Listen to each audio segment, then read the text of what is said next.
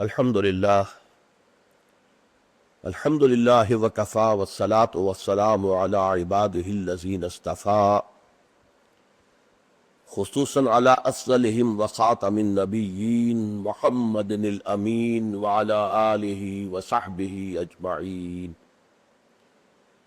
اما بعد فقد قال اللہ تبارک وتعالی کما ورد فی آخر سورۃ الجمعہ اعوذ باللہ من الشیطان الرجیم بسم اللہ الرحمن الرحیم یا ایہا الذین آمنوا اذا نودی للصلاة من یوم الجمعة فاسعوا الى ذکر اللہ وذروا البیع ذالکم خیر لکم ان کنتم تعلمون فَإِذَا قُضِيَتِ الصَّلَاةُ فَانتَشِرُوا فِي الْأَرْضِ وَابْتَغُوا مِنْ فَضْلِ اللَّهِ وَاذْكُرُوا اللَّهَ كَثِيرًا لَعَلَّكُمْ تُفْلِحُونَ وَإِذَا رَأَوْا تِجَارَةً أَوْ لَهْوًا انفَضُّوا إِلَيْهَا وَتَرَكُوكَ قَائِمًا قُلْ مَا عِندَ اللَّهِ خَيْرٌ مِّنَ اللَّهْوِ وَمِنَ التِّجَارَةِ وَاللَّهُ خَيْرُ الرَّازِقِينَ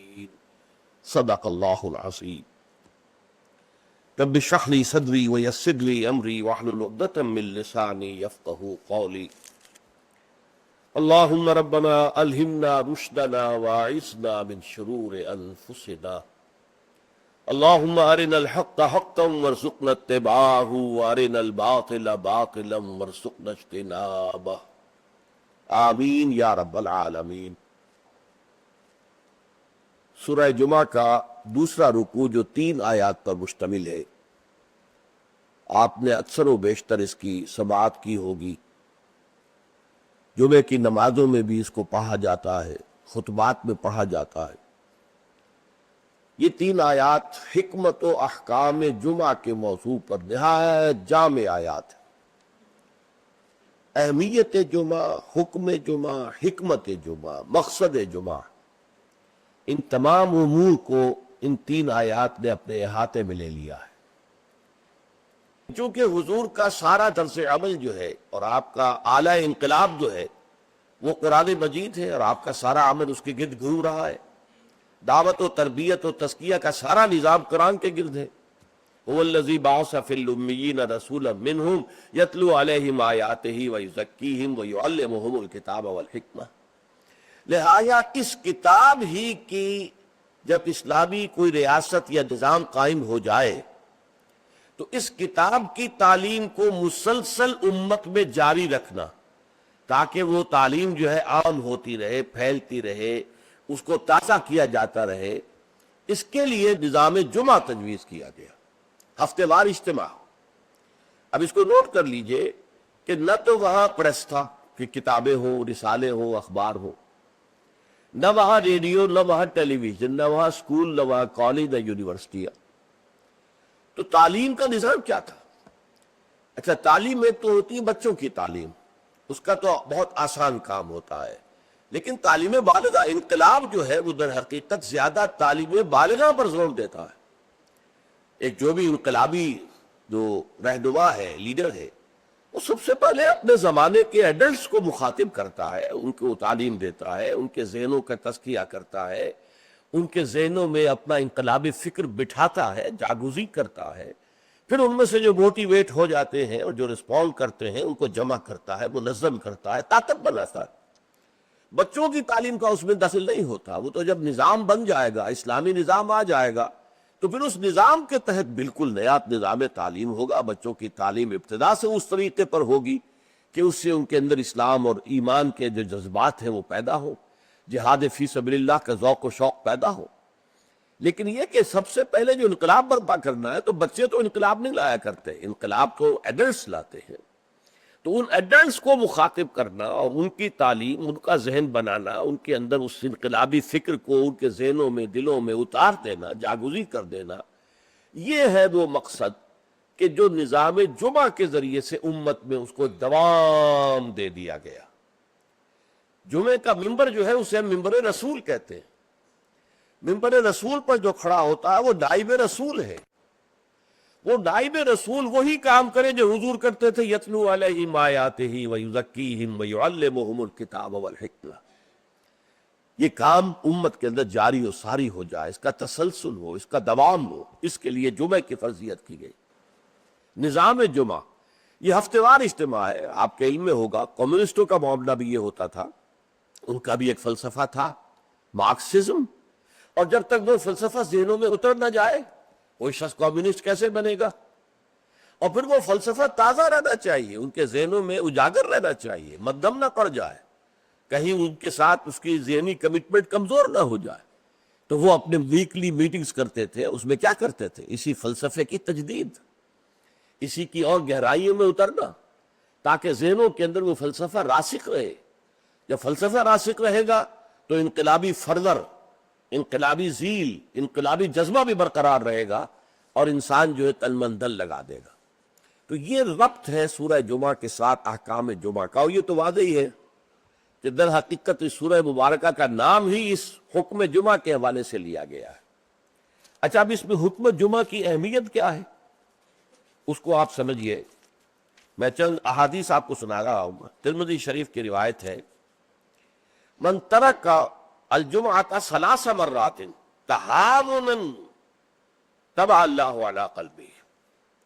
جس شخص نے 3 جمعے چھوڑ دیے کسر کی وجہ سے، یعنی کوئی اور عذر نہیں ہے، بیماری نہیں تھی، مسافر نہیں تھا، کوئی نہیں عذر، تہاونا، بس وہ اس کی اہمیت کو نہ سمجھتے ہوئے، اس کو کہتے ہیں ہون، جو آسانی سی بات ہو، بس کوئی اہمیت نہ ہو جس کی، تو تہاونا طبع اللہ علی قلبی، اللہ تعالیٰ اس کے دل پر مہر کرتے. اور یہ مہر کر دینا وہ بدترین سزا ہے جو بدترین کافروں کو دنیا میں دی جاتی ہے.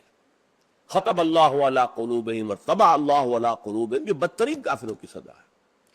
جو مسلمان جمعے کی اہمیت کو نظر انداز کرتے ہوئے بغیر کسی عذر کے اگر وہ جمعہ چھوڑ دے گا 3 جمعے، تو اس کے دل پر مہر ہو جائے گی. من ترک ثلاث جمع تہاونا بہا طبع اللہ علی قلبہ. پہلی روایت ترمذی کی تھی، یہ ابو داؤد اور نسائی کی ہے. وقال مالک، امام مالک نے موطا میں جو بات کہی ہے وہ یہ ہے کہ لا ادری عن النبی صلی اللہ علیہ وسلم ام لا الا انہ صفوان بن سلیم رضی اللہ عنہ قال من ترک الجمعۃ ثلاثا من غیر عذر ولا علت طبع اللہ علی قلبہ. امام مالک نے جو ان کی کتاب مشہور ہے الموطا، حدیث کا پہلا مجموعہ، حدیث اور فقہ دونوں کا، اس میں کہتے ہیں امام مالک کہ میں یہ تو نہیں کہہ سکتا کہ یہ صفوان ابن سلیم نے رضی اللہ عنہ حضور سے سن کر کہا یا خود کہا، لیکن ان کا قول یہ ہے کہ جس نے بھی 3 جمعے ترک کر دیے بغیر کسی عذر کے، بغیر کسی بیماری کے، طبع اللہ علی قلبہ، اللہ تعالیٰ اس کے دل کے اوپر مہر کر دے گا. سب سے سخت حدیث یہ صحیح مسلم کی ہے، عبداللہ ابن عمرو بن العاص اور ابو ہریرہ دونوں سے مروی ہے رضی اللہ تعالی عنہما. انہما سمع النبی صلی اللہ علیہ وسلم، یہاں بالکل یہ مرفوع حدیث ہے کہ ان دونوں نے سنا حضور سے یہ فرماتے ہوئے لَيَنْتَهِيَنَّ الْأَقْوَامُ مِنْ غَدْرِ الْجُمُعَاتِ أَوْ لَيَخْتِمَنَّ اللَّهُ عَلَىٰ قُلُوبِهِمْ ثُمَّ لَيَكُونُنَّ مِنَ الْغَافِلِينَ. لوگ باز آ جائیں اپنی جمعے کی نماز کو ترک کرنے سے، ورنہ لازماً اللہ تعالیٰ ان کے دل پر ختم کر دے گا، مہر لگا دے گا. یہ وہی لفظ ہے جو سورہ بقرہ کی ابتدا میں آیا ہے، ان الذین کفروا سواء علیہم انذرتہم ام لم تنذرہم لا یؤمنون ختم اللہ علی قلوبہم وعلی سمعہم وعلی ابصارہم غشاوہ. پھر وہ غافلوں میں سے ہو جائیں گے. اسی صحیح مسلم میں حضرت عبداللہ ابن مسعود سے ایک اور روایت ہے، ان النبی قال لقوم یتخلفون عن الجمعۃ لقد هممت ان آمر رجلا یصلی بالناس ثم احرق علی رجال یتخلفون عن الجمعۃ بیوتہم. حضور نے فرمایا میرا یہ دل چاہتا ہے کہ میں کسی اور شخص کو امامت کے لیے کھڑا کر دوں اور ان لوگوں کے گھروں میں جا کر ان کے سمیت آگ لگا دوں کہ جو جمعے کے اندر حاضر نہیں ہوتے. اب آپ ایک طرف حضور کی شخصیت کو دیکھیں، آپ کے اندر نرمی تھی، رقت تھی، شفقت تھی، محبت تھی، رأفت تھی، لیکن دوسری طرف سختی کا یہ عالم ہے کہ جمعے کی اہمیت، تاکہ معلوم ہو جائے کہ جمعے کی اہمیت کیا ہے۔ یا ایھا الذین آمنوا اذا نودی للصلاۃ من یوم الجمعۃ فاسعوا الی ذکر اللہ وذروا البیع۔ اے ایمان کے دعوے دارو، جب پکارا جائے نماز کے لیے جمعے کے دن، مراد ہے نماز جمعہ۔ ویسے تو ظاہر بات ہے کہ اذان تو فجر کی بھی ہوگی، عصر کی بھی، مغرب کی بھی، عشاء کی بھی، یہاں مراد کیا ہے؟ نماز جمعہ کے لیے جب اذان دی جائے فاسعوا الی ذکر اللہ، لفظی ترجمہ تو ہوگا تو پھر دوڑ پڑو اللہ کے ذکر کی طرف۔ سعی کے معنی دوڑنا ہے، لیکن یہ کہ چونکہ حضور نے صلی اللہ علیہ وسلم دوڑنے سے منع کیا ہے، لہذا لپکو، یعنی ہمتاً متوجہ ہو جاؤ۔ اب کوئی کاروبار دنیاوی تمہیں ذرا اس گاہک کو نپٹا لوں، پھر نہیں، فوراً کاروبار بند۔ فرمایا فاسعوا الی ذکر اللہ وذروا البیع، کاروبار چھوڑ دو۔ ذالکم خیر لکم ان کنتم تعلمون، یہی تمہارے لیے بہتر ہے اگر تم سمجھو۔ اب دیکھیے، غور کیجئے اس میں کہ ہو سکتا ہے کوئی شخص، کوئی دکاندار بیچارہ صبح سے بیٹھا تھا، کوئی گاہک نہیں آیا، این جس وقت گاہک دکان میں داخل ہوا اسی وقت اب اذان جمعہ کی آواز آ گئی۔ اب بڑے سخت امتحان میں ہے وہ، لیکن فرمایا گیا ذالکم خیر لکم، بظاہر گھاٹے کا سودا ہے، صبح سے بیکار بیٹھے سے کوئی گاہک نہیں تھا، اب آیا ہو تو نماز کی اذان آ گئی، چھوڑ کے جانا پڑے گا۔ ضرور بیع، کاروبار چھوڑ دینا یہ لازم ہے، یہ حکم ہے، یہ واجب ہے، فرض ہے چھوڑ دینا، اس میں کسی قسم کی کوتاہی جو ہے وہ پسندیدہ نہیں ہے۔ تو جمعہ کی اہمیت کے لیے ایک طرف تو قرآن مجید کے یہ الفاظ، یا ایھا الذین آمنوا اذا نودی للصلاۃ من یوم الجمعۃ فاسعوا الی ذکر اللہ وذروا البیع ذالکم خیر لکم ان کنتم تعلمون، اور اس کے ساتھ جمع کیجئے وہ احادیث جو میں آپ کو سنا چکا ہوں۔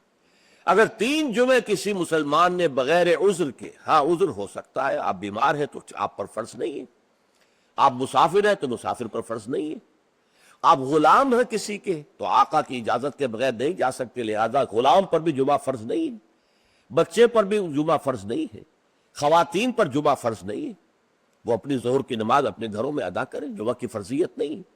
لیکن جس پر جمعہ فرض ہے اور پھر وہ صرف تہاوناً، کسل مندی یا اس کی اہمیت کو نہ سمجھتے ہوئے وہ اگر جمعے مسلسل 3 ترک کر دے گا تو طبع اللہ علی قلوبہم بھی آ گیا، اور ختم اللہ علی لیختمن اللہ علی قلبہ، اللہ تعالیٰ اس کے دل کے اوپر مہر کر دے گا۔ اچھا، اس میں اب جو نوٹ کرنے کی بات ہے وہ یہ ہے، جمعے کو جمعہ بنانے والی شے خطبہ جمعہ ہے۔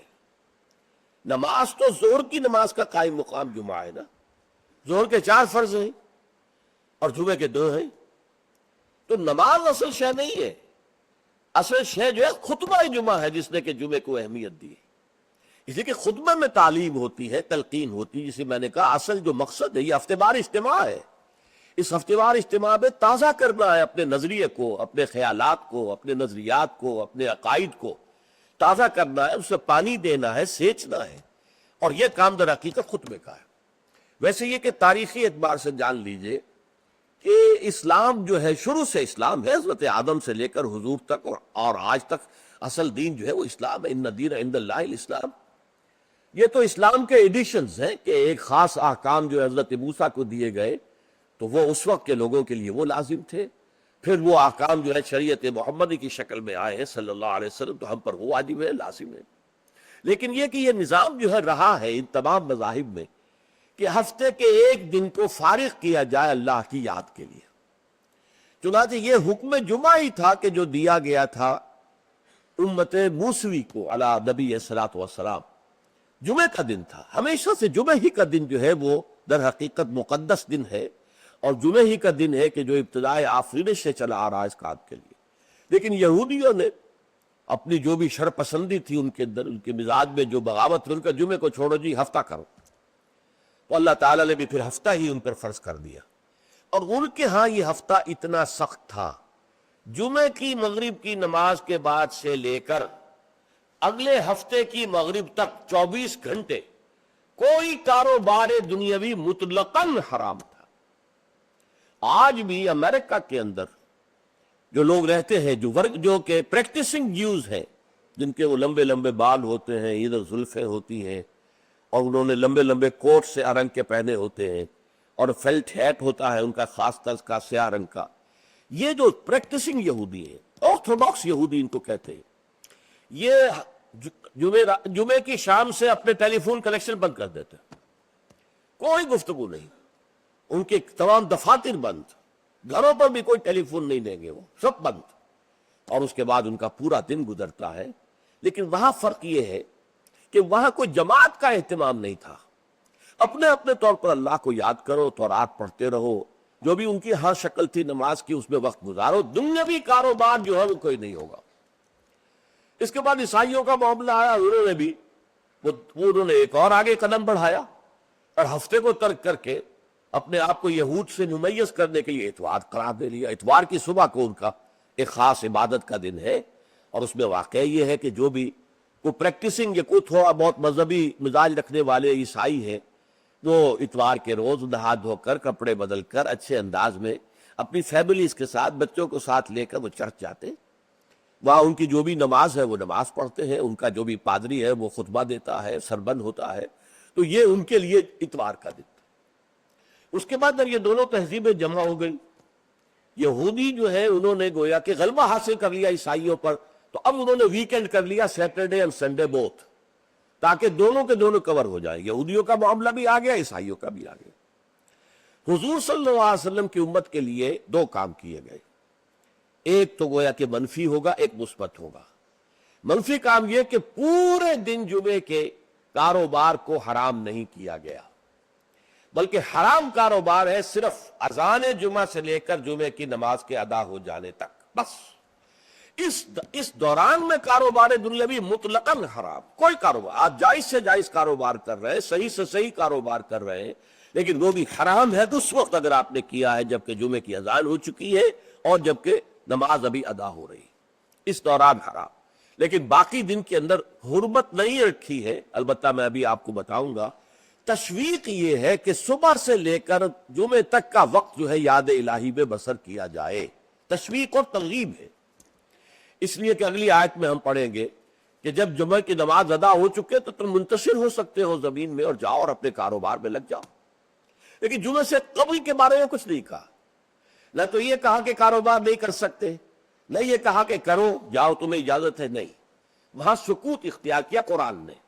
فَإِذَا قُضِيَتِ الصَّلَاةُ فَانتَشِرُوا فِي الْأَرْضِ وَابْتَغُوا مِن فَضْلِ اللَّهِ، جب نماز ادا ہو چکے تو تم زمین میں منتشر ہو سکتے ہو۔ یہاں پر بھی اگرچہ وجوب کا لفظ آیا ہے کہ فَانتَشِرُوا، منتشر ہو جاؤ، لیکن یہاں جو ہے معنی ہے تمام علماء نے کہ یہ وجوب جو ہے یہ کسی شے کی فرضیت کے لیے نہیں ہے کہ لازماً جمعے کے بعد منتشر ہو جانا ضروری ہے، بلکہ استحباب ہے، جا سکتے ہو، اجازت ہے، مباح ہے۔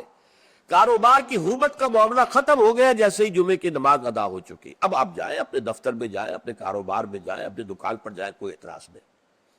لیکن یہ ہے کہ جہاں تک پہلے کا وقت ہے اس کے بارے میں کوئی بات نہیں آئی، یہ احادیث میں آئی ہے اور اسے تبکیر کہتے ہیں۔ پسندیدہ یہ ہے کہ جمعے کی صبح ہی سے انسان جو ہے وہ اس کام میں مصروف ہو جائے جو کام یہودیوں کے ہاں تھا پورے یوم سبت میں، اسے تبکیر کہتے ہیں۔ ایک حدیث موجود ہے حضور صلی اللہ علیہ وسلم کی تشویق کے ترجمے میں، حضرت مالک لائے ہوئے اسے، ان مولا ابی بکر ابن عبد الرحمن ابن ابی صالح سمان عن ابی ہریرہ ان رسول اللہ صلی اللہ علیہ وسلم قال من اغتسل یوم الجمعہ غسل الجنابت، جس شخص نے جمعے کے روز غسل کیا، وہ جو کہ لاپاکی جنابت کی حالت میں غسل کیا جاتا ہے، یعنی کمپلیٹ غسل، اچھی طرح غسل، ثم راح فی الساعۃ الاولی، پھر جو شخص پہلی گھڑی میں پہنچ گیا مسجد میں، فکأنما قرب بدنۃ من، تو ایسے ہے کہ جیسے اس نے ایک اونٹ قربان کیا اللہ کی راہ میں، صدقہ دیا۔ ومن راح فی الساعۃ الثانیۃ، جو دوسرے گھنٹے میں دوسری گھڑی میں گیا، فکأنما قرب بقرۃ، تو ایسے ہے جیسے کہ ایک گائے اس نے اللہ کی راہ میں صدقہ کر دی اور ذبح کر دی، خیرات کر دی۔ ومن راح فی الساعۃ الثالثۃ، اور جو تیسری گھڑی میں تیسرے گھنٹے میں گیا، فکأنما قرب بشاۃ او قرن، پھر یہ اس کے برابر ہوگا کہ گویا کہ کسی نے ایک بکری اللہ کی راہ میں ذبح کر دی، صدقہ کر دی، یا کوئی میڈھا کر دیا۔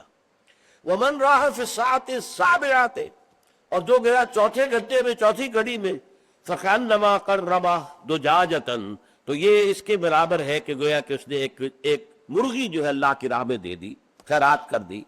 وَمَنْ رَاحَ فِي السَّاعَةِ الْخَامِسَةِ، اور جو 5ویں ساعت میں گیا فَكَأَنَّمَا قَرَّبَ بَيْضَةً، تو وہ ایسے ہے گویا کہ اس نے ایک انڈا اللہ کی راہ میں خیرات کر دیا۔ فَإِذَا خَرَجَ الْإِمَامُ، تو جب امام نکل آئے، حضرت الملائکہ یسمعون الذکر، تو اب فرشتے، ایک اور روایت میں الفاظ آئے ہیں جو فرشتے بیٹھے ہوتے ہیں حاضری درج کرنے کے لیے، فلاں آ گیا، فلاں آ گیا، یہ 4تھی ساعت میں آیا، یہ 3ری میں آیا، یہ 2ری میں آیا، یہ 5ویں میں آیا، تو فرشتے اپنے وہ رجسٹر بند کر کے، اور وہ خود الذکر، یعنی وہ جو امام خطبہ دیتا وہ الذکر ہے، اس خطبے کی طرف سے ہمتن متوجہ ہو جاتے۔ چنانچہ ایک تو یہ بات جان لیجئے کہ اس کے بارے میں امام الہند حضرت شاہ ولی اللہ دہلوی رحمۃ اللہ علیہ کی رائے ہے کہ اس سے مراد یہ نہیں ہے کہ فجر کی نماز کے بعد، طلوع آفتاب کے بعد پہلا گھنٹہ، پھر اس کے بعد دوسرا، پھر اس کا تیسرا، پھر اس کا چوتھا، 5واں، بلکہ یہ زوال کے بعد سے خفیف ساعات ہے، یعنی زوال سے وقت شروع ہوا، سورج جو ہے وہ نصف النہار سے ذرا ڈل کا لدلوک الشمس، تو اس کے ساتھ ہی جمعے کا وقت شروع ہو گیا، تو اس وقت سے پہلی ساعت، دوسری ساعت، گویا کہ یہاں ساعت سے مراد گھنٹہ نہیں ہے بلکہ کوئی اور لطیف قسم کا پیمانہ وقت کا ہے۔ یہ شاہ ولی اللہ کی رائے ہے جو انہوں نے اپنی مصفہ میں بھی اور مصوہ میں بھی، شاہ ولی اللہ کے نزدیک بڑی اہم کتاب جو ہے حدیث کی وہ موطا ہے، انہوں نے اس کی ایک شرح فارسی میں لکھی ہے اور ایک شرح عربی میں لکھی ہے، تو ان دونوں میں انہوں نے یہ رائے ظاہر کی، لیکن بہت سے علماء کی رائے ہے کہ نہیں، جو ہمارا ساعات کا نظام ہے اسی پر اس کو شمار کیا جائے گا۔ لیکن اس پر بھی اجماع ہے کہ جو اس کے بعد بھی آتا ہے جمعہ تو اس کا بھی ہو جائے گا، جمعے کی فضیلت سے اسے کوئی حصہ نہیں ملے گا، جمعے کی برکات سے اسے کوئی حصہ نہیں ملے گا، جمعے کا جو خاص مقام اور مرتبہ ہے اس کی حیثیت سے وہ محروم رہے گا، لیکن جہاں تک فرضیت جمعہ ہے وہ اس فضیلت جمعہ جو ہے وہ اس کی طرف سے ادا ہو جائے گی۔ لیکن یہ منظر میں نے اپنی آنکھوں سے دیکھا ہے اپنے بچپن میں، اور وہ یہ سرسا ایک جگہ تھی، وہ تحصیل تھی ضلع حصار کی، وہاں میری بسم اللہ ہوئی، پھر وہ نورانی قاعدے سے ہماری تعلیم شروع ہوئی، تو جس مسجد میں یہ سارا کام ہو رہا تھا بڑے مرکزی مقام پر وہ مسجد تھی، کبھی کبھی اب بھی مجھے خواب میں وہ مسجد آتی ہے، اور اس مسجد میں جمعے کے دن میری اپنی جو مشاہدے کی بات ہے کہ یوں سمجھیے اشراق کے بعد سے لوگوں کی آمد شروع ہو جاتی تھی، اور دیہات سے لوگ آیا کرتے تھے، وہاں ایک خاص قوم تھی، غالباً وہ ارائی تھے، اس رائی علاقے کے ارائیوں کو وہ پچادے کہتے تھے، جیسے کہ راجپوتوں کو رانگڑ کہا جاتا ہے، لیکن یہ کہ وہ لوگ آتے تھے اونٹوں پر سوار ہو کر، آس پاس صحرا کا علاقہ تھا، سفید کپڑے، سفید کرتے، سفید ان کے تہبند اور سفید ان کے صافے، اونٹوں کے اوپر سوار چلے آ رہے چلے آ رہے چلے آ رہے، اس لیے کہ دیہات میں جمعہ نہیں ہوتا، اور اس وقت اس پر سختی کے ساتھ عمل ہوتا تھا کہ اصل میں جمعہ جو ہے وہ شہر میں ہے، تو وہ آتے تھے اور مسجد جو ہے وہ بس صبح ہی سے بھر جاتی تھی، کہیں ایک جگہ کوئی شخص کھڑا واز کہہ رہا ہے، کچھ لوگ اس کے گرد جمع ہے، کہیں تو شخص بیٹھے ہوا قرآن خود ہی پڑھ رہا ہے، کوئی نوافل پڑھ رہا ہے۔ یہ نقشہ میں نے اپنی آنکھ سے دیکھا ہے، بچپن کا یہ نقشہ، اب وہ معاملہ ختم ہو گیا، بالکل ختم ہو گیا، اب تو بھاگ دوڑ کر کے جو ہے وہ لوگ جمعے میں پہنچتے بھی اس وقت ہے جبکہ وہ عربی کا خطبہ شروع ہونے والا ہو، اس لیے کہ عام طور پر تقریروں کے اندر کوئی خاص مواد ہوتا نہیں ہے، یا فرقہ واریت کی تبلیغ ہو رہی ہوتی ہے، یا سیاسی مسائل کے اوپر دھواں دار تقریریں ہوتی ہیں، لوگوں کو اس سے دلچسپی نہیں، تو فرض ادا کرنے کے لیے بس وہ جب خطبے کی اذان کا وقت ہوتا ہے تو اس وقت وہ پہنچ جاتے ہیں، نماز ادا ہوئی اور روانہ ہو گئے۔ اللہ اللہ خیر صلی اللہ۔ میں سب سے پہلے آداب جمعہ اس کے عنوان سے عرض کر رہا ہوں کہ جمعے کے روز غسل واجب ہے تقریباً، علی کل محتلم، یہ حضور کے الفاظ یہ ہیں، غسل الجمعۃ واجب علی کل محتلم، جو بھی بالغ ہو چکا ہے مرد، عورت پر تو ظاہر بات ہے کہ جمعہ فرض ہے ہی نہیں، جیسا کہ میں عرض کر چکا ہوں، اس کے لیے جمعے کا غسل واجب ہے، اور اندازہ یہ ہوتا ہے، میں یقین سے تو نہیں کہہ سکتا، کہ جیسے ہی جمعے کے لیے روانگی ہو اس وقت غسل کیا جائے۔ پھر حضور نے یہ بھی فرمایا ہے کہ اچھے کپڑے پہن کر جاؤ، دھلے ہوئے کپڑے پہن کر جاؤ۔ آپ نے فرمایا کہ کیا تم میں سے کسی شخص کے لیے یہ ممکن نہیں ہے کہ اپنے جو محنت کے کپڑے ہوتے ہیں، محنت یعنی جب کہ مشقت کرتا ہے، ایک لوہار بیٹھا ہوا ہے اور وہ بتی کے سامنے بیٹھ کر کام کر رہا ہے تو پسینے آئیں گے اس سے، کپڑوں میں بدبو ہو جائے گی پسینے کی، پھر اس کے اوپر سیاہ داغ پڑے ہوں گے، میلے ہوں گے. تو یہ اس کا لباس ہے محنت کا. یا کوئی کاریگر ہے مکان کی تعمیر میں لگا ہوا ہے، ظاہر بات ہے جب وہ یہ کام کر رہا ہے گارے کے دھبے ہوں گے، کچھ اور ہوگا. تو حضور نے فرمایا کیا ممکن نہیں ہے تم میں سے کسی کے لیے کہ ایک علیحدہ سے جوڑا جمعے کے لیے رکھ لو، وہ جمعے ہی کے صرف استعمال کیا کرو. وہ تمہارے محنت کے کپڑے نہ ہو کہ جن میں تم محنت اور مشقت کرتے ہو، بلکہ وہ علیحدہ سے ایک جوڑا ہو، اس کو فراہم کر کے رکھ لو. پھر یہ بھی فرمایا گیا کہ تیل لگاؤ، بالوں کے اندر تیل لگاؤ، دہن. اور یہ بھی فرمایا گیا کہ کوئی خوشبو ہے تو خوشبو لگاؤ. وہ سب کس لیے؟ کہ جو ماحول ہو جمعے کا وہ معطر ماحول ہو. ایسا نہ ہو کہ پسینوں کی بدبوؤں کی وجہ سے طبیعت ملغوز ہو رہی ہو لوگوں کی، نہیں، بلکہ یہ کہ بڑا خوشگوار ماحول ہو، خوشبو ہو اس کے اندر، اور یہ کہ کپڑے اچھے پہن کر لوگ بیٹھے ہوئے ہوں. بلکہ اسے کہا گیا الجمعۃ عید المسلمین، یہ افطروگاہ عید ہے. در حقیقت یہ مسلمانوں کو عید کی طرح اسے جو ہے وہ منانا چاہیے، سیلیبریٹ کرنا چاہیے. جیسے عید کو آپ کپڑے جو ہے غسل کرتے ہیں، صبح کپڑے بدلتے ہیں، خوشبو لگاتے ہیں، پھر جاتے ہیں مسجد کو، عیدگاہ کو، ایسے ہی معاملہ ہونا چاہیے جمعے کا. یہ عید المسلمین ہے، یہ گویا کہ ہفتہ دار عید ہے مسلمانوں کی. پھر اسی میں ایک آداب میں سے یہ ہے کہ جب تم مسجد میں جاؤ تو لوگوں کو پھلاوتے ہوئے اگلی صفوں میں نہ جاؤ، بلکہ عام جو ہے ہدایت ہے وہ یہ ہے کہ بھئی پہلے اپنی صف اگلی لوگ پوری کر لیں، پھر دوسری میں بیٹھیں، پھر تیسری میں بیٹھیں، تاکہ لوگوں کو ضرورت ہی محسوس نہ ہو. جو وہ دیکھتے ہیں کہ اگلی صف میں جگہ خالی ہے تو پھر وہ لوگوں پہ پھلانگتے ہوئے جاتے ہیں. لیکن بہر صورت پھلانگتے ہوئے یا لوگوں کو علیحدہ کر کے پھر اپنے لیے جگہ بنانا، یہ جو ہے اس سے منع کیا گیا ہے. خاموشی سے جہاں جگہ تمہیں مل رہی ہے بیٹھ جاؤ. اور پھر اسی میں سے انصات ہے، خاموش رہو، گفتگو نہ ہو. یہاں تک کہ حضرت ابو ہریرہ سے یہ روایت ہے ترمذی اور نسائی اور دوسری کتابوں کے اندر، ان رسول اللہ صلی اللہ علیہ وسلم قال اذا قلت لصاحبك یوم الجمعۃ انصت والامام یخطب فقط لغوت. دو آدمی گفتگو کر رہے ہیں، آپ تیسرے آدمی ہیں، آپ سن رہے ہیں، آپ ان سے کہتے ہیں خاموش ہو جاؤ، تو تم نے بھی لغو کام کیا. انہیں منع کرنے کے لیے بولنا بھی پسندیدہ نہیں ہے. خاموش ہو، اشارے سے کہہ دو.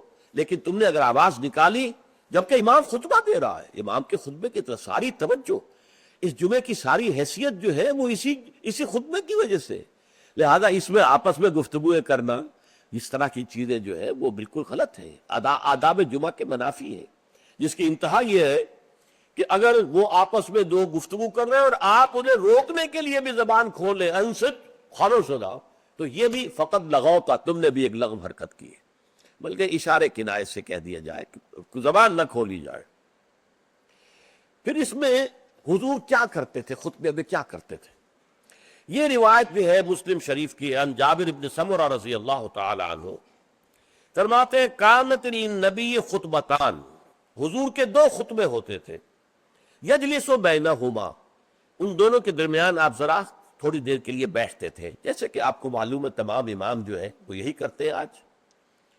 یقرأ القرآن اور یذکر الناس، اور جمعے میں کرتے کیا تھے؟ قرآن پڑھتے تھے اور لوگوں کو نصیحت کرتے تھے، یاد دہانی کرتے تھے. اب اس میں ایک بات تو سامنے آ گئی، دو خطبے ہوتے تھے. حالانکہ ہمیں معلوم ہے، تیقن کے ساتھ معلوم ہے، حضور لمبے خطبے کبھی نہیں دیتے تھے، لمبی تقریر کبھی نہیں کرتے تھے. آپ کی تقریر بالکل مختصر ہوتی تھی. یوں سمجھئے کہ جو ما قل و کفا خیر مما کثر و الہا، کم ہے لیکن وہ کفایت کر جائے. تو بڑی لمبی چوڑی تقریریں جو ہے اس کی اب اس میں فائدہ کیا تھا؟ عربی زبان قرآن کی، عربی زبان حضور کی، عربی زبان آپ کے سامعین کی. لہذا اب بات صرف یہ رہ گئی کہ از دل خیزت بر دل ریزت، دل سے نکلے دل پر اتر جائے. ہمارا مسئلہ مختلف ہے، ہم عربی نہیں جانتے ہیں، خطبہ عربی میں ہے. اب خطبہ تو سمجھ میں لوگوں کے کچھ آتا ہی نہیں، خطبہ کے ذریعے تو جو مقصد خطبہ ہے وہ حاصل نہیں ہوتا. لہذا وہ تقریر کرتے ہیں، پہلے وعظ کرتے ہیں، اس میں بھی آپ پہلے کچھ قرآن پڑھیں گے تو ترجمہ کریں گے، وضاحت کریں گے، تب ان لوگوں کی سمجھ آئے گا. لیکن حضور کا معاملہ کیا تھا؟ وہ یہ کہ کان للنبی صلی اللہ علیہ وسلم خطبتان یجلس بینہما. اچھا، اس سے میں یہ سمجھتا ہوں، واللہ عالم، میرا گمان ہے کہ اس سے در حقیقت اشارہ اس طرف ہے کہ یہ خطبہ در حقیقت 2 رکعتوں کے قائم مقام ہے.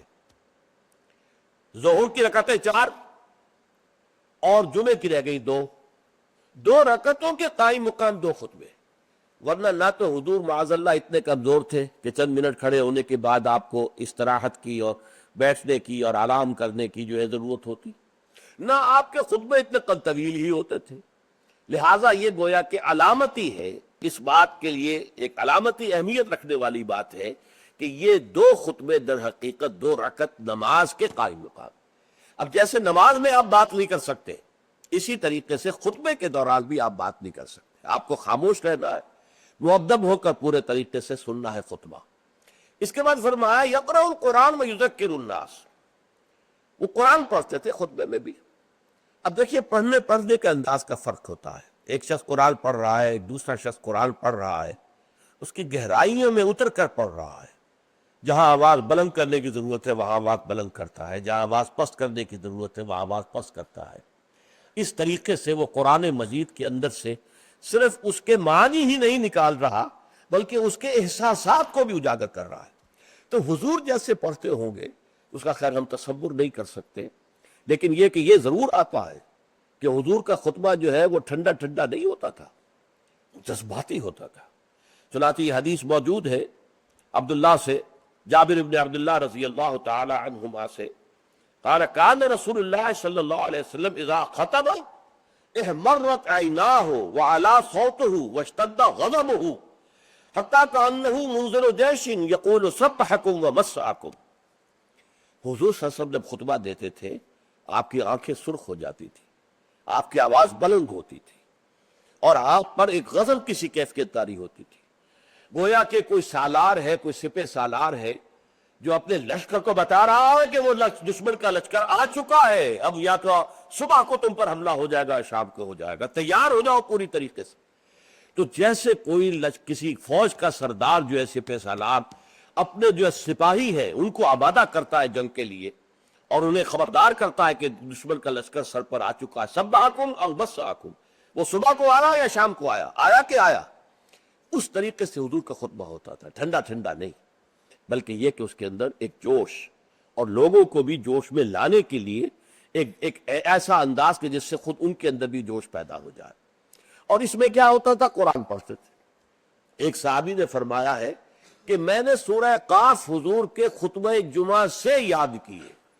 یعنی عام طور پر آپ سورہ قاف اس طرح پڑھتے تھے کہ پھر مجھے اس کے یاد کرنے میں بڑی آسانی ہو گئی اور میں یاد کر لیا میں نے. اس سے متعلق میری زندگی کا بھی ایک واقعہ ہے، میں بھی حیران ہوں اس طرح کے جب بات پڑھتا ہوں. یہ سن 54 کی بات ہے، جمعیت طلبہ میں تھا اس وقت، اسلامی جمعیت طلبہ. تو ایک تربیت دہ ملتان کی جمعیت نے منعقد کی، اس میں درس قرآن کے لیے مجھے بلایا گیا. وہ ایک محلہ ہے ملتان کا قدیر آباد، اور قدیر آباد میں ایک مسجد تھی حافظ عبدالتواب صاحب کی، مشہور تھی، نابینا تھے. فجر کی نماز ایک روز میں نے اس مسجد میں پڑھی اور اس کے امام نے یا خود حافظ عبدالتواب تھے یا کوئی اور صاحب تھے، واللہ اعلم مجھے نہیں معلوم، فجر میں سورہ قاف پڑھی. اس قدر عمدگی سے پڑھی، اتنی خوشالحانی سے پڑھی، اس طرح اس کو پڑھتے ہوئے مجھے اپنے اندر جو ہے محسوس ہوا کہ کوئی چیز جو ہے جنبش میں ہے. رقص جاز برہم زلد افلاک را، تو یہ تو انسان کی روح کا ایک رقص ہے کہ جو ہوتا ہے قرآن کے ساتھ. میں نے اسی دن سورت قاف حفظ کر لی، اسی دن. 3 رکوع ہے، چھوٹی نہیں ہے، لیکن اسی دن میں نے حفظ کر لی، اس لیے کہ اس کا اتنا نقش مجھ پر قائم ہو چکا تھا قلب پر کہ پھر اسے یاد کرنا بہت آسان تھا. اسی طرح ایک مرتبہ مولانا اصلاحی صاحب کے پیچھے جمعہ پڑھا، انہوں نے سورہ قیامہ پوری کی پوری اس خطبے کے پہلے خطبے کے اندر پڑھی اور وہ مجھے یاد ہو گئی. تو اس طریقے سے یہ پڑھنے میں زمین و آسمان کا فرق ہوتا ہے. جو بھی انداز ہے قرآن کا اس کو صحیح طور پر، ورنہ ہمارے یہاں یہ بھی ہے کہ حسن قرات کے لیے جو قواعد مقرر ہو گئے ہیں اس کے تحت پڑھے جاتا ہے تو اس کے اندر وہ کیفیت نہیں ہوتی، وہ جذبہ جو ہے اس سے ٹرانسمٹ نہیں ہوتا، واللہ عالم. بہرحال حضور کا خطبہ جو ہوتا تھا اس میں آپ جب قرآن پڑھتے ہوں گے اس انداز سے تو اس سے جو قلوب کے اوپر گہرا اثر پڑتا تھا، تو وہی ہے اصل میں کہ جو مقصود ہے، یذکر الناس، یاد دہانی کرانا. دیکھیے یہی وجہ ہے کس قدر گہرا ربط ہے. جمعے کی 2 رکعتوں میں سے ایک میں سورۃ الاعلیٰ، سبح اسم ربک الاعلیٰ، دوسری میں پھر هل اتاک حدیث الغاشیہ، سورہ غاشیہ. کیوں؟ اس لیے کہ دونوں میں تذکیر کا حکم ہے. تذکیر فذکر ان نفعت الذکریٰ سیذکر من یخشی ویتجنبها الاشقی، اے نبی آپ تذکیر کرتے رہیے، آپ تذکیر کرتے رہیے، اور وہ تذکیر جو ہے وہ مفید ہو جائے گی ان لوگوں کے لیے جن کے اندر کچھ بھی رمق ہے ایمان کی، اس تذکیر سے ان کا ایمان تازہ ہو جائے گا، اور ان کے اندر جو ہے وہ ایمانی جذبات و کیفیات جو ہے وہ اثر نو پوری بہار پر آ جائے گی۔ اسی طریقے سے فذکر، سورہ غاشیہ میں فرمایا فذکر انما انت مذکر لست علیہم بمسیطر، اے نبی آپ یاد دہانی کرائیے، اور آپ جو ہے ان کے اوپر کوئی ٹھیکیدار تو نہیں ہے، ان کے اوپر آپ کوئی ذمہ دار نہیں بنا دیے گئے، کوئی داروغہ نہیں بنا دیے گئے کہ لازماً آپ انہیں ہدایت پر لے آئے، لیکن یاد دہانی کرائیے، شاید ان کے دل کے اندر سوئی ہوئی روح جو ہے وہ بیدار ہو جائے، اور وہ روح جو ہے وہ رقص میں آ جائے قرآن مجید کو سن کر۔ تو یہ تذکیر کا حکم دونوں میں ہے، اور وہی دو صورتیں ہیں جو حضور پڑھتے تھے، کبھی تو پڑھتے تھے فجر میں، یہ فجر میں عام طور پر سورہ سجدہ پہلی رکعت میں اور سورۃ الدہر دوسری رکعت میں، لیکن نماز جمعہ میں عام طور پر سورۃ الاعلیٰ اور سورۃ الغاشیہ۔ تو کیا آپ کرتے تھے؟ یذکر الناس، لوگوں کو یاد دہانی کرتے تھے۔ تو یہ ہے جمعے کے آداب کے ضمن میں، اور جمعے کا جو مقصد ہے جو معلوم ہوا حضور صلی اللہ علیہ وسلم کے آپ کے عمل مبارک سے، کہ یہ تذکیر ہے۔ تذکیر کسے کہتے ہیں؟ یاد دہانی، آپ کو اپنا مقصد زندگی دوبارہ یاد ہو جائے، تازہ ہو جائے۔ ہمارے لیے مقصود اللہ کی رضا ہے، دنیا کی کوئی شے مقصود نہیں ہے، مطلوب نہیں ہے۔ دنیا بس ضرورت کی شے ہے، برتنے کی شے ہے۔ زندگی اور جان کا رشتہ قائم رکھنے کے لیے جو ضروری ہے وہ ہمیں حاصل کرنا ہے، لیکن یہ کہ اس سے زیادہ نہیں۔ مطلوب لا مطلوب الا اللہ، لا مقصود الا اللہ، لا محبوب الا اللہ۔ مطلوب و مقصود و محبوب حقیقی اللہ کے سوا کوئی۔ پھر یہ کہ ہمارا فرض ہے اللہ کے لیے جہاد کرنا، جانے دینا، اپنا مال خرچ کرنا، اس کی صلاحیت جو ہے پیدا کرنا اپنے اندر، یہ ہمارے اوپر فرض ہے، لازم ہے۔ یہ دونوں چیزیں تازہ ہوتی رہیں۔ اگر کہیں کو گردہ غبار آ گیا ہے ماحول کے اثرات سے، یہ دھندلا سا گیا ہے اگر آئینہ دل، تو اسے پھر صاف اور شفاف کر دیجئے جمعے کے خطبے کے ذریعے سے۔ تو یہ گویا کہ وہ اسلامی انقلابی جماعت جس کو حزب اللہ کہا گیا قرآن مجید میں، تو یہ حزب اللہ کا ہفتے وار اجتماع ہے۔ اس ہفتے وار اجتماع میں حزب اللہ اپنے بنیادی فکر کو تازہ کرتی، اور اس کے ضمن میں مزید تعلیم اور تربیت کا جو نظام ہے حضور کا، اس کا ایک تسلسل ہے کہ جو جاری رہتا ہے۔ اچھا، اب یہاں فرمایا فَإِذَا قُضِيَتِ الصَّلَاةُ فَانْتَشِرُوا فِي الْأَرْضِ۔ اب اس سے بھی ایک لطیفہ ہے میری زندگی کا بڑا عجیب۔ میں جب بلڈمری میں تھا، ساہیوال جو کہلاتا ہے، تو وہاں ہمارے محلے ہی میں رہتے تھے ایک صاحب جو بڑے کٹر پرویزی تھے، اور پرویز صاحب کا موقف یہ ہے کہ صلاۃ کے معنی ہے معاشرہ، معاشرہ قائم کرو، اسلامی معاشرہ۔ یہ نماز کو انہوں نے خامخواہ صلاۃ کہہ دیا۔ اچھا، وہ آدمی تھے بہت نیک، وہ سول انجینئر تھے، اور وہ جو کمیٹی ہوتی ہے جو میونسپل کمیٹی، تو وہ میونسپل انجینئر تھے، اور بہت نیک تھے، اور شہرہ تھا ان کا کہ وہ بہت ہی یعنی رشوت وغیرہ سے بالکل بری ہے۔ تو میرے دل میں بھی ان کی عزت تھی، لیکن یہ کہ بہرحال اختلاف تھا کہ وہ پرویزی تھے۔ ایک جب ہم گفتگو ہو رہی تھی تو انہوں نے میرے چیلنجنگ انداز میں مجھ سے کہا، اچھا مجھے کوئی ایک آیت قرآن کی بتا دو کہ جس میں صلاۃ کا ترجمہ معاشرہ نہ کیا جا سکے۔ پہلے تو میں مرعوب سا ہو گیا کہ جس قدر تیقن کے ساتھ انہوں نے بات کی ہے، شاید واقعی قرآن میں ایسی کوئی آیت نہ ہو کہ جس کا ترجمہ جو ہے، جہاں پر ترجمہ صلاۃ کا جو ہے وہ معاشرہ نہ کیا جا سکے۔ لیکن بجلی سے کون دی اللہ کی طرف سے میرے دماغ میں، اور یہ آیت سامنے آ گئی، فَإِذَا قُضِيَتِ الصَّلَاةُ فَانْتَشِرُوا فِي الْأَرْضِ۔ اب یہاں معاشرہ مانی لیں گے تو معاشرے کو تلپٹ کر کے ختم کر کے پھر منتشر ہو جاؤ، فساد پیدا کرو، یہ اس کے معنی ہے۔ مجھے آج تک یاد ہے، میں نے کہا یہاں تو نماز، یہ فَإِذَا قُضِيَتِ الصَّلَاةُ، جب پوری ہو چکے نماز یا پورا ہو چکے صلاۃ، یا تو کوئی عمل جو ہے وہ ہو سکتا ہے کہ جو ختم ہو جائے۔ معاشرہ دراد لیں گے تو مطلب ہے معاشرے کو ختم کر دو، تلپٹ کر دو، کیوس کر دو۔ کوئی جواب نہیں تھا ان کے پاس۔ میں نے کہا نا شریف آدمی تھے، یہ نہیں کہ خام خواہ کو الجھے، بالکل خاموش ہو گئے۔ تو یہ ہے فَإِذَا قُضِيَتِ الصَّلَاةُ، جب نماز ادا ہو جائے، فَانْتَشِرُوا فِي الْأَرْضِ، تو زمین میں منتشر ہو سکتے ہو، لازم نہیں ہے۔ بہت سے نیک مسلمانوں کو میں نے دیکھا جمعے کے بعد سے عصر تک بیٹھے رہتے مسجد کے اندر اللہ کی یاد میں۔ تو یہ نہیں ہے کہ حکم ہے، وہ حکم کی خلاف ورزی کر رہے، نہیں، ہاں جا سکتے ہو تو جاؤ، تمہارا کاروبار ہے، تمہاری دکان ہے، کوئی تمہارا دفتر ہے، اس میں جانا ہے جاؤ. فانتشروا فی الارض وابتغوا من فضل اللہ، اللہ کا فضل تلاش کرو. اب یہاں یہ بہت اہم مقام ہے کہ مراد ہے رزق، لیکن رزق کو اللہ کا فضل قرار دیا جا رہا ہے. اس کو سمجھ لیجئے، یہ اسلام کا جو معاشی فلسفہ ہے، اس کے جو فلسفیانہ اصول ہیں، ان میں سے ایک اصول یہ ہے کہ چاہے محنت تم نے کی ہے، کھیت میں ہل تم نے چلایا ہے، بیج تم نے ڈالا ہے، اس کو سینچا تم نے ہے، پھر فصل جو ہے اس کی حفاظت تم نے کی ہے، پھر فصل کاٹی ہے، پھر تم دانے گھر لائے ہو، پھر ان کو پیسا ہے، پھر ان کی روٹی پکائی ہے، یہ سب کچھ تم نے کیا، لیکن اسے اللہ کا فضل سمجھو، اپنا کسب نہ سمجھو. کسب جو ہے وہ نیکی اور بدی کے لیے ہے. انسان نیکی کما رہا ہے، یہ اس کی کمائی ہے، بدی کما رہا ہے، یہ اس کی کمائی ہے. جہاں تک رزق کا تعلق ہے، یہ اللہ کا فضل ہے. اور فضل اسے کہتے ہیں جو بلا استحقاق دیا جائے، جس کا تقاضا نہ کیا جا سکے. جس کی مثال سادہ سی میں دیا کرتا ہوں کہ آپ نے کسی مزدور کو رکھا ہے، 8 گھنٹے اس نے کام کرنا ہے، آپ نے فرض کیجئے 100 روپے مقرر کیے ہیں اس کی مزدوری. دن بھر آپ نے دیکھا کہ ایک مزدور بڑی محنت سے کام کرتا، دل لگا کے کام کیا اس نے، چاہے کوئی دیکھ رہا ہو چاہے نہ دیکھ رہا ہو. ایک تو ہوتے ہیں وہ کوئی دیکھ رہا ہے تو کام میں لگ گئے، کوئی نہیں دیکھ رہا ہے تو بیٹھ گئے. نہیں، اس نے بڑی جی لگا کے کام کیا ہے. تو شام کو آپ اسے 100 روپے بھی دیتے، 10 روپے اور دیتے. یہ 10 روپے فضل ہے، یہ وہ ڈیمانڈ نہیں کر سکتا. ڈیمانڈ تو 100 کر سکتا تھا، 100 پے ہوئے تھے، لیکن آپ نے اپنی طرف سے بغیر اس کے کسی قانونی استحقاق کے 10 روپے اسے دے دیے. یہ فضل ہے. اسی طریقے سے رزق جو بھی انسان کو ملتا ہے وہ فضل ہے اللہ کا، اسے اپنا کسب نہ سمجھو. جب تم سمجھو گے یہ اللہ کا فضل ہے تو پھر دیکھو گے اللہ اس کو کس طور سے خرچ کرنا چاہتا ہے، کروانا چاہتا ہے مجھ سے، کس کس کے حقوق اللہ نے اس میں رکھے. تو فَوَابْتَغُوا مِن فَضْلِ اللَّهِ وَاذْكُرُوا اللَّهَ كَثِيرًا، لیکن اس میں بھی اللہ کو کثرت کے ساتھ یاد کرو.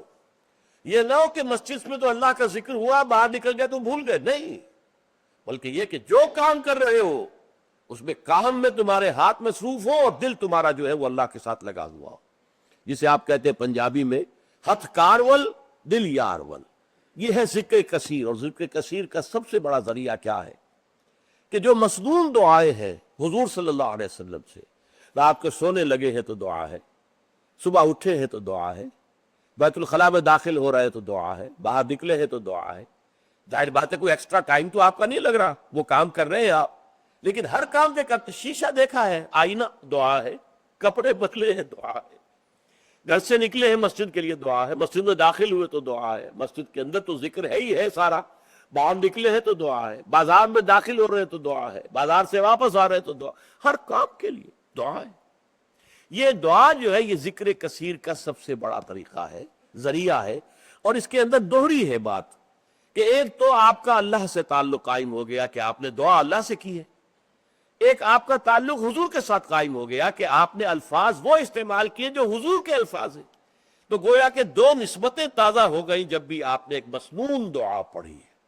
تو دعا ادعیاء مسنونہ جو ہے در حقیقت وہ دوام ذکر کا سب سے بڑا ذریعہ ہے. اس کے لیے علیحدہ سے وقت نکال کر کوئی آسن بنا کر اور کوئی ضربے لگا کر اس کی ضرورت نہیں، بلکہ ہر کام کرتے ہوئے. تو زندگی کے ہر کام کے ساتھ دعا ہے، اور وہ دعا مسنون جو حضور سے ثابت. لہٰذا دو نسبتیں جو ہے جس کو آپ کہتے ہیں ایک تیر میں دو شکار، اللہ سے دعا ہو گئی، اللہ سے تعلق قائم ہو گیا، اور الفاظ آپ نے وہ استعمال کیے جو محمد الرسول اللہ سے منقول ہے صلی اللہ علیہ وسلم، آپ کا تعلق حضور کے ساتھ قائم ہو گیا. وَاذْكُرُوا اللَّهَ كَثِيرًا لَعَلَّكُمْ تُفْلِحُونَ، تاکہ تم فلاح پاؤ. اب جو تیسری اور آخری آیت ہے وہ ایک خاص واقعے سے متعلق ہے.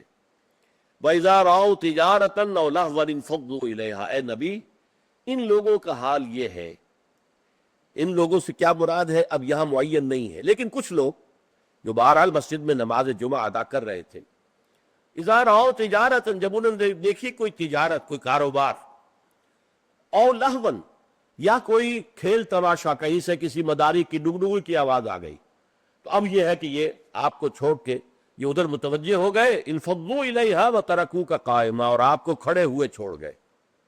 قل ما عند اللہ خیر من اللہو ومن التجارہ، بڑی شدید جو اس پر سرزنش آئی. ان سے کہہ دیجئے جو اللہ کے پاس ہے وہ تجارت سے بھی اور یہ دل لگی کے کاموں سے اور یہ تفریح کے کاموں سے سب سے بڑھ کر قیمتی شے ہے، اور اللہ تعالیٰ جو ہے وہ رزق دینے والا ہے۔ تو اس کا در حقیقت یوں سمجھ لیجئے کہ ایک تو عام طور پر یہ کہا گیا ہے کہ ابتدا میں جمعہ کا خطبہ بھی نماز کے بعد ہوتا تھا، جیسے عیدین کا جمعہ بھی آج کل ہوتا ہے۔ عیدین میں آپ کو معلوم ہے 2 رکعت نماز کے بعد جو ہے وہ خطبہ ہوتا ہے۔ تو ابتدا میں صورت یہ تھی کہ اسی طرح جمعے کا خطبہ تھا، تو کچھ لوگوں نے یہ سمجھا کہ جمعہ تو ادا ہو چکا، خطبے کی اہمیت ان کے سامنے نہیں تھی، اور صورتحال یہ تھی کہ سخت قحط پڑا ہوا تھا، اجناس کی کمی تھی بازار میں، گندم جو وغیرہ دکانیں خالی تھی۔ اسی اثنا میں گھنٹیاں سی بجنے لگی، اونٹ چلے آ رہے ہیں، معلوم ہوا کوئی قافلہ آ گیا ہے اجناس لے کر، شام سے گندم لے کر یا جو لے کر یا اور چیزیں لے کر کھانے پینے کی۔ تو ہم لوگوں کو فکر ہوئی جیسے کہ ہمیں ہو جاتی ہے، جلدی جائیں، پتہ نہیں سب لوگ خرید لیں اور ہم رہ جائیں، جو بھی مال آیا ہے، جو بھی اجناس آئی ہے وہ ختم ہو جائے، ہم رہ جائیں۔ تو اس خوف سے لوگ جو ہے حضور کو کھڑا ہوا، جبکہ ابھی آپ خطبہ دے رہے تھے، اور اگر واقعتاً وہ بات صحیح ہے کہ نماز ادا ہو چکی تھی، تو خطبہ جو ہے وہ بات کی انہوں نے اضافی شے سمجھی، اس کی کوئی اہمیت نہ سمجھی، وہ چلے گئے۔ تو میں اسی روایت کو زیادہ صحیح سمجھتا ہوں کہ جمعہ جو ہے وہ ابتدا کے اندر جمعے کا خطبہ بھی نماز کے بعد ہوتا تھا، تو لوگ چلے گئے۔ انفضوا الیہا وترکوک قائما، میرے نزدیک یہ کہ اگر نماز ادا نہ ہوئی ہوتی تو مجھے گمان نہیں ہے کہ کوئی ایک شخص بھی وہاں سے نکلتا۔ اچھا، نکلنے والوں میں ظاہر بات ہے کہ سب سے پہلی فہرست پر تو منافقین ہوں گے، جن کے دلوں میں ایمان ہے ہی نہیں، یا ضعیف الایمان لوگ ہوں گے، یا کچھ غافل قسم کے ہوں گے جنہیں خطبے کی اہمیت کا علم نہیں تھا۔ تو اسی اعتبار سے بڑی مناسبت ہے کہ یہ آخری آیت جڑی ہوئی ہے اگلی سورت سے، سورہ منافقون، اور اس میں بھی اذا جاءک المنافقون قالوا نشهد انک لرسول اللہ واللہ یعلم انک لرسولہ واللہ یشہد ان المنافقین لکاذبون۔ تو گویا کہ یہ اس طریقے سے جڑ گئی ہیں دونوں صورتیں، سورہ جمعہ اور سورہ منافقون، اور حضور صلی اللہ علیہ وسلم اسی وجہ سے کبھی کبھی سورہ جمعہ اور سورہ منافقون فجر میں پڑھتے تھے۔ اکثر تو میں بتا چکا ہوں کہ سورہ سجدہ اور سورہ دہر، لیکن کبھی کبھی سورہ جمعہ اور سورہ منافقون پڑھتے تھے، کیونکہ یہ آپس میں جڑی ہوئی ہے۔ وَإِذَا رَأَوْا تِجَارَةً أَوْ لَهْوًا انفضوا إِلَيْهَا، اب یہاں پر لوگوں کی ہدایت کے لیے لفظ کا لفظ بھی اضافہ کر دیا گیا۔ جو واقعہ میں نے بیان کیا اس میں صرف یہ کہ گندم یا کچھ اور جو ہے وہ اجناس جو ہے ان کی کمی تھی، اور اس وقت وہ قافلہ آ گیا تو بہت سے لوگ ادھر متوجہ ہو گئے، اور حضور کا جو خطبہ جاری تھا اس کی پرواہ نہیں کی، اس پر سرزنش کی گئی۔ اس سے اضافی فائدہ کیا ہوا کہ خطبے کی اہمیت واضح ہو گئی کہ نماز جمعہ تو ہے ہی خطبے کے لیے، ورنہ نماز تو تم ظہر کی پڑھتے ہو، 4 رکعتیں پڑھتے ہو، اور یہاں تم نے 2 رکعتیں پڑھی ہیں۔ اصل میں تو یہ خطبہ جو ہے وہی ہے در حقیقت جس کے ذریعے سے اپنے انقلابی فکر کو تازہ رکھنا ہے، اپنے انقلابی جذبے کو، جہاد اور قتال کے جذبے کو برقرار رکھنا ہے۔ یہ اس کے لیے ایک نظام تعلیم ہے، تعلیم بالغوں کا نظام۔ اب اگرچہ اس وقت صورت یہ ہے کہ نماز جمعہ کی اور خطبہ جمعہ کی وہ حیثیت الا ماشاء اللہ کہیں کہیں اگر ایسا ہو تو ہو کہ یہ مقصد پورا ہو رہا ہو، ورنہ حقیقت میں نہیں ہوتا۔ یا فرقے واریت کی بحثیں ہوتی ہیں، ایک دوسرے پر کفر کے فتوے لگتے ہیں، اور یا یہ کہ کچھ سیاسی مزاج کے جو ہے وہ سیاست پر گفتگو کرتے ہیں، تو یہ نہیں ہے۔ لیکن پھر بھی کھنڈر بتا رہے ہیں عمارت عظیم تھی۔ آج بھی مسلمان جس اہتمام کے ساتھ جمعے کے لیے جاتے ہیں، جتنی بڑی بڑی گیدرنگز ہوتی ہیں، کانگریگیشنز ہوتی ہیں، تو اس سے معلوم ہوا کہ محمد کا قائم کردہ یہ نظام صلی اللہ علیہ وسلم کس قدر محکم تھا، اور آج تک بھی بہت پیارا ہی مصرع ہے، کھنڈر بتا رہے ہیں عمارت عظیم تھی، اگرچہ وہ اصل عمارت تو ختم ہوئی، رہ گئی رسم ازاں روح بلالی نہ رہی، فلسفہ رہ گیا تلقین غزالی نہ رہی، نماز و روزہ و قربانی و حج یہ سب باقی ہے، تو باقی نہیں ہے۔ اللہ کی روح جو ہے تقوی اللہ وہ ختم ہو چکی، لیکن یہ ہے کہ پھر بھی یہ کھنڈر جو ہے یہ بھی بتا رہے ہیں کہ عمارت جب تھی قائم تو کتنی عظیم ہوگی، جبکہ اس کے ڈھانچے کے اندر اس کی روح بھی تھی، تذکیر، یاد دہانی، اسلام کے انقلابی جذبات کو تازہ کرنا، اپنے انقلابی فکر توحید کو تازہ کرنا۔ تو یہ گویا کہ حزب اللہ کا ہفتے وار اجتماع تھا۔ بارک اللہ لی ولکم فی القرآن العظیم ونفعنی وإیاکم بالآیات والذکر الحکیم۔